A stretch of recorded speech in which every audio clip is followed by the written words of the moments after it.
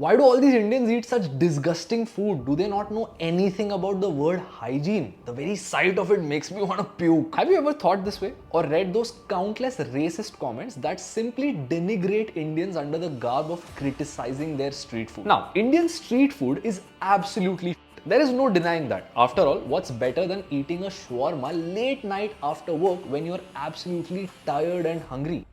Not dying, because that's exactly what happened with Prathamesh, a 19-year-old who ate a shawarma at a roadside stall for about 40 rupees and ended up meeting his demise. But why exactly is Indian street food like this? Trying to answer this question reveals some shocking details of systemic failure, details that hide behind the racism that we see online. Now, let me make one thing very clear. I do not consume street food anymore, and it's very easy to say something like Prathamesh should do the exact same thing. It's absolutely his fault. He could have simply chosen to eat something healthy. But here's the truth bomb. Not everyone is as privileged as you or me. So today we break down a bunch of things. Number one, why is Indian street food so disgusting and how did we get here? And number two, what we can do to actually fix this problem so that our country can be more health friendly towards both citizens and tourists. I'll be covering every single aspect of it, from the ingredients to who sells this food, who buys it, what the governments and the corporations are doing to make this problem worse. All of it with the help of data. The Indian street food scene is currently turning into a health crisis and nobody seems to care. Look at all these street food vendors and the conditions that they operate in. And I'm in no way about to make a generic statement like, oh, not all of Indian street food is like this. All of Indian street food is like this and there is data to back it up. India's food safety regulator, the FSSAI, came out with a food hygiene rating audit process. And this process revealed that 3 out of 4 of all food vendors in India weren't up to the mark when it came to hygiene standards. In fact, the National Medical Journal of India reported that in 2024, a study was conducted in Pondicherry, which happens to be one of the most literate cities in India. The hygiene practices of this city revealed that just 28% of the vendors surveyed had a place to wash their hands, and just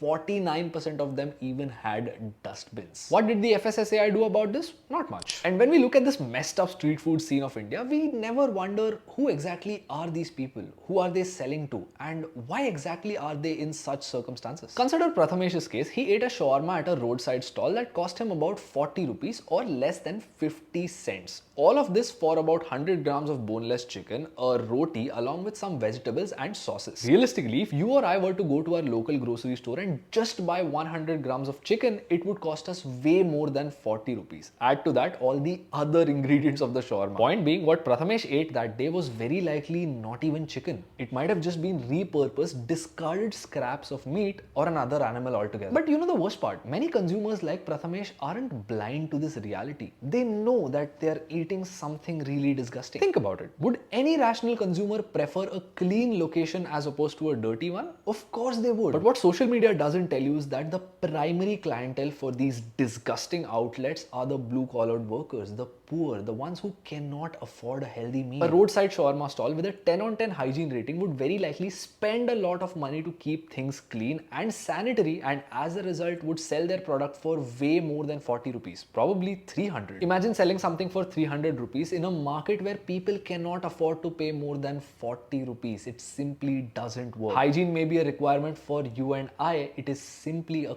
cost for the poor vendor and the poor customer, which they reluctantly cut out. And in this case, both of them are marginalized, and I have data to prove it. And now I know what you're thinking. Wait, aren't Indians always yapping about being the 4th largest economy and Vishwa gurus? Tough talk for people who eat garbage, eh? Let's look at some data for the people who eat this food that would prove that these statements are bullshit. According to the World Bank, more than 1/10 of India's population lives in extreme poverty, meaning they don't make more than $2.15 a day. Now, given India's population size, this amounts to 180 million people, or 5 times of Canada's population. And this is just absolute extreme poverty. Look at the case for blue-collared workers in India. 82% of men and 92% of women did not make more than 10,000 rupees or $110 a month. That's like living paycheck to paycheck on steroids. You could technically not be below the poverty line, but you could still be multi-dimensionally poor, which 15% of India's 1.4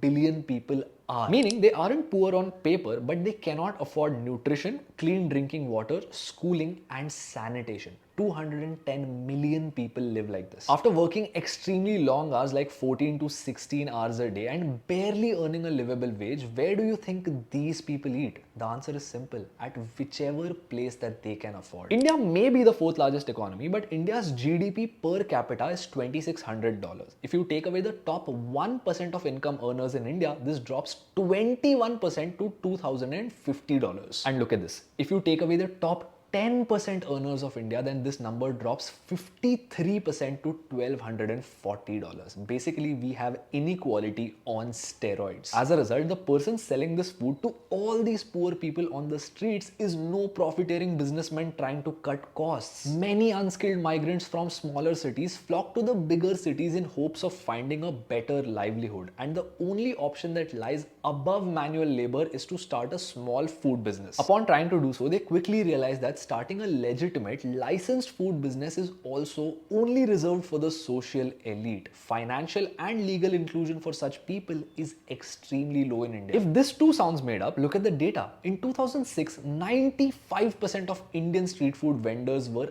unlicensed. A decade later, only 1 in 15 vendors had a valid license. In fact, in Mumbai, the BMC hasn't issued licenses since 1978. And you know the incredibly messed up part? If these people go to a bank in hopes of getting a loan to start a food business, then they are turned away at the door by the security guard, because even today, superficial things like appearance and caste reign supreme in India. So obviously, to combat this, the government came to the rescue of these street food vendors with the PM Swanidhi scheme, which basically offered them a loan with an interest subsidy. That's beautiful and inclusive. But when India Spend decided to investigate the ground reality, they saw that only 11% of 1,600 vendors actually got the money. Under the scheme, the loans were given out by regular Indian banks and they required a letter of recommendation from the local government that the food vendor had to apply for. Turns out, 85% of vendors weren't even given this letter of recommendation to begin with their application. In fact, in Udaipur, 60 vendors were evicted before this scheme started. Coincidence? I think not. So what happens in this situation? All of these people scramble and struggle and figure out some way to start a local food business, and in the process pay hefty bribes to the local authority. This is a huge culture in India, by the way. Every street food vendor that you see pays something called hafta to the local government. This is paid under the table, and this creates a shadow economy that hurts these vendors more than it helps them. If everything was legal and it was easy to obtain a license, all of these costs could be saved, which could then be spent towards hygiene. So you have this weird situation where poor customers can't pay enough and poor vendors find it nearly impossible or